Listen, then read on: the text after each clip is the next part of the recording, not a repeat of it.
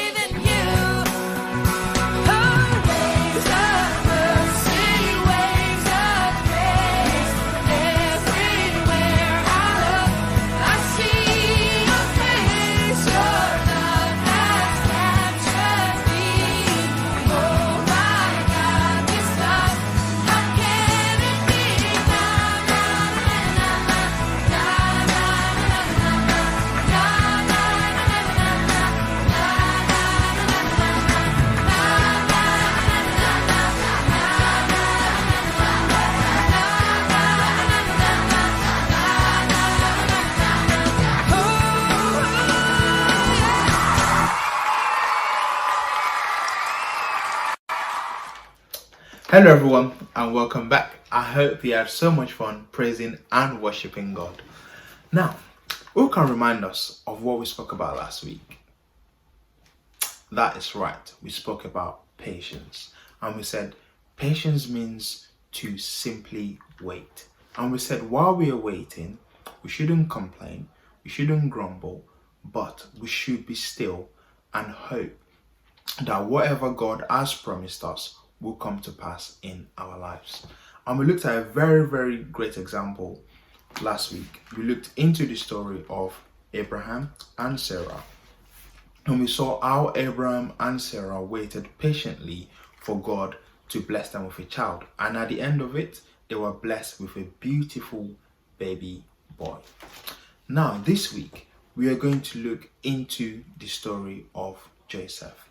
And we're going to see how Joseph waited for his dreams to be fulfilled. Now, Joseph was one of Jacob's 12 sons. And Jacob loved him more than all his other sons. Now, this is Joseph and that is Jacob. Now, Jacob made Joseph a very, very beautiful robe. It's very nice, isn't it? Look at that. And because of that, Joseph's brothers were jealous of Joseph. And one night, Joseph had a dream. And he told his family, "We were bundling grain from the field, and your bundles of grain bow down to mine." So this is Joseph sleeping and dreaming, and these are the grains bowing down to Joseph's grain. Then Joseph had another dream, and he said, "This time the sun, the moon, and the 11 stars were bowing down to me." And his fathers asked him, "Does this mean your family will bow down to you someday?" It's a very important question, but we'll find out the answer to that later on. Now, because of these dreams, Joseph's brothers were jealous and they threw him into a well, and afterwards they sold Joseph to some traders as a slave. And then they went back to Jacob and told him Joseph is dead. He was killed by a wild animal. And Jacob was very, very upset. This is Jacob being upset, on his knees, crying, and this is Joseph's brothers. Now, you'll be thinking, wow, Joseph had these big dreams, but now he's a slave. Now he's in prison. How are these dreams going to be fulfilled? Let's find out. Now, the traders took Joseph to Egypt, and he was thrown into jail. So this is Joseph in the prison. But Joseph had done nothing wrong, remember? And Joseph trusted God to help him, and he made friends with some of the prisoners. Now, one of the prisoners was Pharaoh's wine taster, and Pharaoh was the leader of Egypt. And then one night, the wine taster had a dream, and he said, "I was picking grapes and squeezing them into Pharaoh's cup. Then I put the cup into his hand. What does this mean, Joseph?" And Joseph answered, "You will be Pharaoh's wine taster once again. Once you are free, please don't forget about me. Help me get out of jail too." And a few days later, the wine taster's dream came true, and he got out of jail and became Pharaoh's wine taster once again. But he forgot about Joseph. Wow. And Joseph must be thinking to himself, wow, I had this dream. How is this dream ever going to come to pass? But we'll find out. Now, Pharaoh, which is the ruler of Egypt, had two very, very strange dreams. In one dream, he saw 7 heavy cows and 7 skinny cows, and the skinny cows ate up all the heavy cows.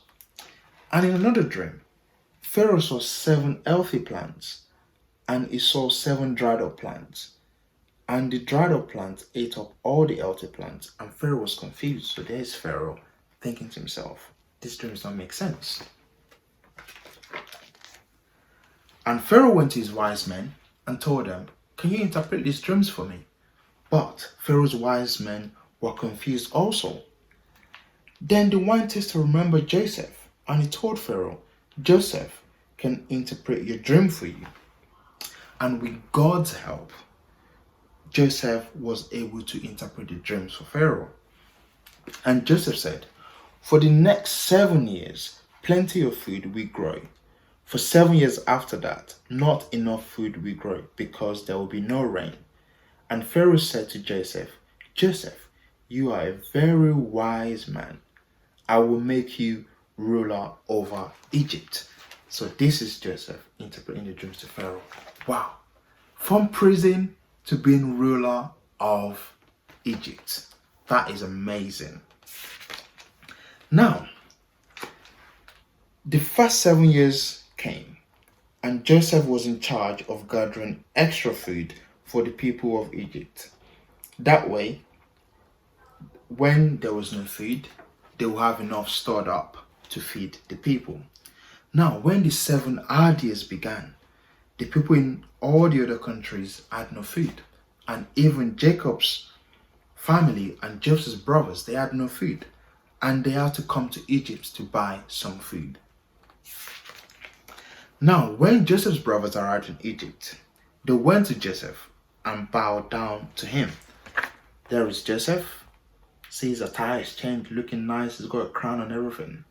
And this is brothers bowing down to him. But they did not know it was Joseph. Now remember, the very first dream Joseph had was that his grain was going to be standing up, and his brother's grains was going to be bowing down to his grain. And Joseph sold them some food, and his brother went home to Jacob and their mom. And sometimes later, they returned to buy more food. And just as Joseph had dreamt, they bowed down to him again. And Joseph finally told them, I am your brother. But his brothers were afraid because they hurt Joseph. But Joseph told them not to be afraid. God meant it for good. And he had a special plan for me, he said. And they all hugged and became friends. Now, Joseph's brothers rushed home and they went and told their father what happened. And Jacob was so happy to hear that Joseph was alive, and the whole family moved to Egypt. Wow, what a very beautiful story. The story had so many twists and turns, and you would think to yourself that Joseph's dreams was never going to come to pass. But at the end, we saw it happen. Now, sometimes we have dreams or we pray for things and it feels as if those things are never going to happen. We can pray, oh God, I want to buy this toy. I want my parents to buy me this toy. Or you ask your parents, Mom, Dad, can you please buy me this? Can you please buy me that? And they might forget about it. Or it might feel as if like, oh, how many months am I going to wait for me to get this thing that I asked God for? God might just be using this to grow the patience in you. And at the end of it, you will get it. So we saw here that Joseph was tested. He went from being the favorite son to prison, even though he didn't do anything wrong. But God helped him and he was able to interpret Pharaoh's dreams. And from there, he became the leader, which was the dream that God promised him. So trust God and hope that everything that he said concerning you, concerning your family, will come to pass. Now, it's time for us to learn our memory verse. And our memory verse is going to be taken from the book of Psalm 27, verse 14. And it says, wait patiently on the Lord. Be strong and courageous. Wait patiently on the Lord. Let's say it one more time. Psalm 27, verse 14. Wait patiently on the Lord. Be strong and courageous. Wait patiently on the Lord.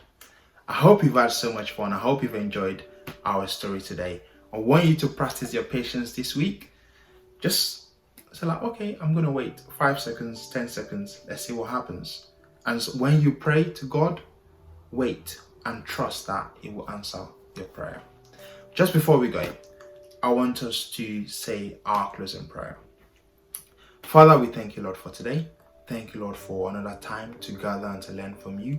We pray, Father, Lord, even as we go into this new week, go with us in all that we should do. And when we shall return next week, we shall have full course to glorify your name. In Jesus' mighty name, we've prayed. Amen. We hope you've enjoyed the service and we shall see you next week. Have a good week. Bye.